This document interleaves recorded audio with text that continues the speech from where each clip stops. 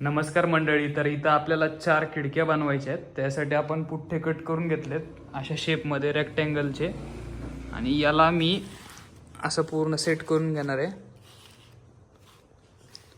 Size नंतर व्हिडिओमध्ये मी mention करत. आणि मग असे कॉर्नर कट करून घेतलेले आहेत, आणि ते कॉर्नर आम्ही असे स्टिक करणार. आणि कॉर्नरचा जो तुकडा उरला आहे त्या तुकड्याला इथून असं स्टिक करणार सपोर्ट देण्यासाठी.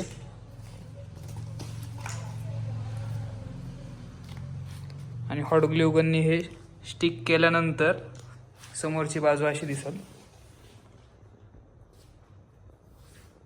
अशा पद्धतीने अशा आपण 4 खिडक्या बनवणार आहे.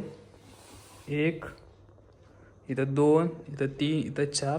सेम इथं पण 1, 2, 3, 4. त्या खिडक्या कंप्लीट झाल्यानंतर मग वरनं आपण कट करून अशी कमान